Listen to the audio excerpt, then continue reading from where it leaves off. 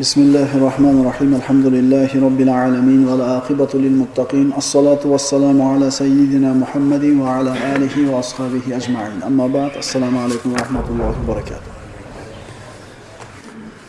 Tabuk g'azoti nihoyasiga yetdi. 9-yilning oxiri keldi. Haj mavsumi yaqinlashdi. Payg'ambarimiz sollallohu alayhi vasallam 9-yilgi hajga Abu Bakr Siddiq roziyallohu anhu ni amir qilib yubordi. Abu Bakr Siddiq roziyallohu anhu Madinadan haj qilishlikka otlangan kishilarga bosh bo'lib Madinadan chiqishdi. Ular yo'lda ketayotganlarida Rasululloh sollallohu alayhi vasallamga Tavba surasidan bir qancha oyatlar, Tavba surasining birinchi oyatlari nozil bo'ldi. Bu oyatlarda hajga taalluqli oyatlar bor edi. Ularni tezlik bilan yetkazishlik kerak edi. Bu xabarni payg'ambarimiz aytdilar, bularni faqatgina meni oilamdan bo'lgan, meni ahlimdan bo'lgan bir kishi yetkazishlik kerak dedi. Va bu oyatlarni payg'ambarimiz sollallohu alayhi vasallamni tuyasini mingan holda Ali roziyallohu anhu yetkazgani ketdi. Tavba surasi Qur'onda bismillah boshlangan bitta sura. Mana bilamiz, har bitta sura boshlanishidan oldin Bismillahirrohmanirrohim albatta aytilinadi, faqat Tavba surasida bu yo'q.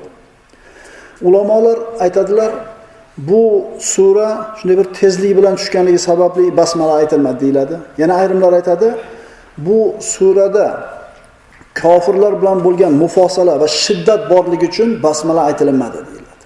Allohu alam qasinasi to'g'ri, lekin Bismillahirrohmanirrohim mana shu oyatda rahmat zikr qilinadi. Kofirlar bilan bo'ladigan muomalada rahmat bo'lmasligi lozim edi. Ali roziyallohu anhu payg'ambarimiz sollallohu alayhi vasallamning buyrug'ini bajarib Abu Bakrga yo'lda yetib oldi. Alini kelganini ko'rib Abu Bakr Siddiq roziyallohu anhu amir bo'lib keldingizmi meni ustimdan yoki ma'mur bo'lib keldingizmi dedi. Ya'ni menga boshliqmisiz yoki menga itoatdamisiz? Ma'mur bo'lib keldim dedi. Va payg'ambarimizning buyrug'ini yetkazdi. Qachon odamlar yig'ilsa, Abu Bakr buyurardi, Ali roziyallohu anhu turib, ana shu Tavba surasidagi oyatlar va hajga taalluqli bo'lgan narsalarni ularga yetkazar edi. Haj xutbasini Abu Bakr nihoyasiga yetkazgandan keyin buyurdi, Ali roziyallohu anhu mana shu haj xutbasiga yig'ilgan kishilarning hammasiga Tavba surasidagi oyatlarni va payg'ambarimizning boshqa buyruqlarini o'qib yetkazdi. Ali roziyallohu anhu aytadi, xutbani eshitmagan odamlar ham ko'p edi ekan deydi. Ya'ni xutbaga yetib kelmagan odamlar. Shuning uchun odamlarning orasida yurib, mana shu oyatlarni baland ovozim bilan o'qib berar ekanman, tomog'im deydi bo'g'ilib qoldi, ovozim bo'g'ilib qoldi deydi. Nozil bo'lgan oyatlar quyidagilar. Baro'atun minallohi va rasulihi ilallazina ahadtum minal mushrikin. Ey mu'minlar, ushbu Alloh va uning payg'ambari tomonidan sizlar o'zaro urushmaslik haqida ahdi paymon qilgan mushrik kimsalarga ora ochiqlik e'lonidir. Ya'ni endi oramiz ochiq.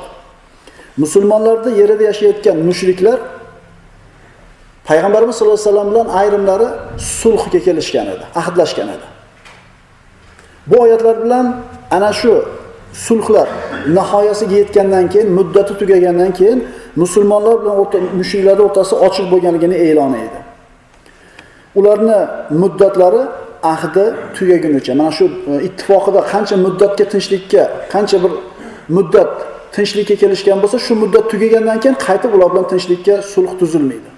Endi qaysi mushriklarni payg'ambarimiz sollallohu alayhi vasallam bilan ahdi, ittifoqi kelishuv bo'lmaydigan bo'lsa, ularga 4 oy muhlat. Mana shu 4 oyning ichida ular o'zlarining ishini hal qilib olishligi kerak. Agar Arab jazirasidan tashqaridan biror mushrik kelib islomni eshitmoqchi bo'ladigan bo'lsa, unga omonlik beriladi, eshitganidan keyin chiqib ketishligi kerak. Endi mana shu 4 oy ichida mushriklar o'zining ishlarini bir ko'rib chiqishligi kerak. Yo islomni qabul qilishadi yoki ular bilan jang qilinadi. Fasihu fil ardi arbata ashhur wa'lamu annakum ghayru mu'jizillah va annalloha mukhzil kafirin. Ey mushriklar, 4 oy ichida yerda sayr sayohat qilib yuraveringlar va bilinglarki, sizlar Allohni ojiz qiluvchi emassizlar. Albatta Alloh kofirlarni rasvo qilguvchidir. Va ushbu Alloh va uning payg'ambari tomonidan odamlarga katta haj kunida Alloh va uning payg'ambari mushriklardan bezor ekanligini bildirishdir. Bas ey mushriklar, agar tavba qilsangizlar, bu o'zingiz uchun yaxshiroqdir. Agar yuz o'girsangizlar, u holda bilingizki, sizlar Allohni ojiz qiluvchi emassiz. Ey Muhammad, kofir bo'lgan kimsalarga alamli azob xushxabarini yetkazing. Demak, mana shu 4 oy ichida mushriklar o'zlarining ishlarini ko'rishligi kerak. Alloh aytadi: "Magar ey mu'minlar, sizlar ahdi paymon qilgan mushrik kimsalar keyin ahdlaridan biron narsani buzmasalar va sizlarning ziyoningizga birov bilan hamkorlik qilmasalar, u holda ularning ahdlarini belgilangan muddatgacha to'la-to'kis yetkazinglar. Albatta Alloh taqvo qiluvchi zotlarni sevadi." Mana shu oyatlarga taalluqli hukmlar va payg'ambarimiz aytgan boshqa hukmlarni Ali roziyallohu anhu odamlarga e'lon qilib yuribdi. Ana shu hukmlar quyidagilardan iborat edi. Jannatga faqat mu'min bo'lgan nafs kiradi. Ka'bani yalang'och kishi tavof qilmaydi. Mana bilasizlar, mushriklar Ka'batullohni tavof qilar ekan, kiyimsiz holatda yalang'och tavof qiladiganlar ham bor edi. Makkaga kelib Ka'bani tavof qilmoqchi bo'lgan odam Qurayshdan kiyim sotib olishligi kerak deb hukm chiqargandi Quraysh. Albatta o'zlarining mollarini sotishligida maqsad bundan.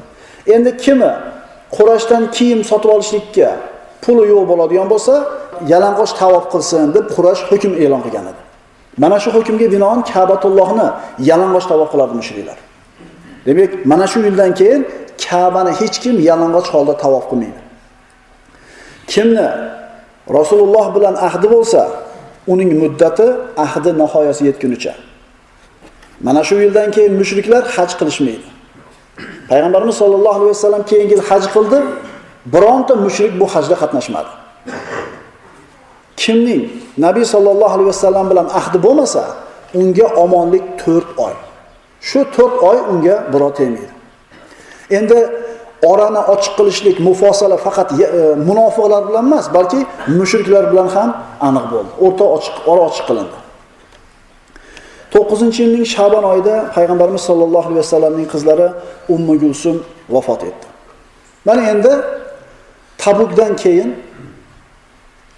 payg'ambarimiz sollallohu alayhi vasallamga arab qabilalari o'zlarining elchilarini yuborib, ular islomlarini payg'ambarimiz oldida e'lon qilishdi. Banu Tamim vaqti. Banu Tamim elchilari Utorid ibn Hajib, Aqro ibn Habis va Zuburqon ibn Badr.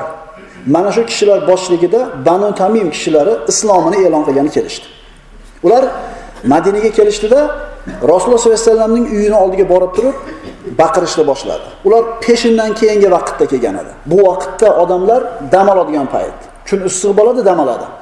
Ular payg'ambarimizni uyini oldiga kelib, "Ey Muhammad, chiq biz oldimizga chiq ey Muhammad" deb g'alg'ovur ko'tarishdi. Nabiy sollallohu alayhi vasallam hayron bo'ldi bular ishidan. Odamlar dam oladigan paytda kelishdi.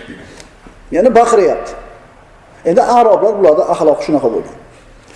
Payg'ambarimiz sollallohu alayhi vasallam chiqib nima gap dedi. Ular aytishdi, "Biz sen bilan tortishgani keldik. Sizlarning izzatingiz va faxringiz ulug'roqmi yoki biznikimi? Shuni bahs qilib tortishgani keldik." dedi. Ya'ni sizlar sharafliroqmisizlar, biz sharafliroqmizmi? Shuni aniqlagani keldik. Nabiy sollallohu alayhi vasallam ularga halimligi bilan muomala qildi. Musulmonlarni buyurdi, masjidga yig'ildi. Mana endi Banu Tamimliklar payg'ambarimiz bilan musulmonlar bilan sharaf talashishadi. Qaysinisi sharafliroq? Ular o'zlari bilan bir xatib va shoirni olib kelishgan edi. Payg'ambarimiz ham bir xatib bilan shoirni olib keldi. Odamlar jamlandi. Banu Tamimning xatibi Utorid ibn Hajib turib xutba qildi, nutq so'zladi. Va mana shu xutbasini mazmuni hammasi Banu Tamimni ulug'lash edi. Shunday bir chiroyli nutq qildiki, Banu Tamimni maqtadi. So'ngra payg'ambarimiz sollallohu alayhi vasallam, "Ey Sobit ibn Qays, tur yoningizdan" dedi. Sobit ibn Qays roziyallohu anhu o'rnidan turib, Allohning shariat haqida, islom haqida, iymon haqida gapirdi. Biz oramizda Rasululloh bor. Bu shunday bir sharaf. Qaysi bir sharaf mana shu sharafdan oliroq bo'ladi dedi. Jannatning vasfi, jannat haqida gapirdi. Ular eshitib turib, "Vallohi, sizlarning xatibiylar bizni xatibimizdan yaxshiroq ekan" dedi. So'ngra Banu Tamimning shoiri Zuburxon ibn Badr turdi. She'r o'qidi, baytlar o'qidi. She'rini hammasida Banu Tamimni maqtadi. So'ngra payg'ambarimiz: "Ey Hasson, turing" dedi. Hasson ibn Sobit roziyallohu anhu payg'ambarimizning shoiri. Hasson roziyallohu anhu turib, xuddi Zuburxon ibn Badr o'qigan she'rni qofiyasida, vaznida, xuddi shu vazn va qofiyada she'r, bayt o'qidi. Faqat bu baytda Rasulullohning sharafi, muhojir va ansorlarning madhi, jannat va uning vasfi bor edi. O'rnida javob berdi shu she'r bilan, shu vazn bilan, shu qofiya bilan. Shunda ular eshitib turib, "Vallohi, sizlarning shoiringlar bizni shoirimizdan ko'ra yaxshiroq ekan" dedi. Shunday qilib Banu Tamim qabilasi islomni qabul qildi. Mana shu vaqt haqida Alloh taolo Qur'onda oyat nozil qildi. Mana hammamiz bilgan Hujurat surasi. Bismillahirrohmanirrohim. Ya ayyuhallazina amanu la tuqaddimu bayna yadayillahi va rasulihi wattaqulloh innalloha samiyun alim. Ey mu'minlar, sizlar Alloh va uning payg'ambari oldida, ya'ni ikkisining iznisiz biron so'z yoki ishga qadam bosmanglar. Va Allohdan qo'rqinglar. Albatta Alloh eshituvchi, bilguvchidir. Ey mu'minlar, toki qilgan yaxshi amallaringiz o'zlaringiz sezmagan hollaringizda behuda, befoyda bo'lib qolmasligi uchun sizlar payg'ambar bilan so'zlashgan paytingizda ovozlaringizni payg'ambarning ovozidan yuqori ko'tarmanglar. Va unga bir-biringizga qilgan ochiq dag'al so'z qilgandek ochiq dag'al so'z qilmanglar. Bu biz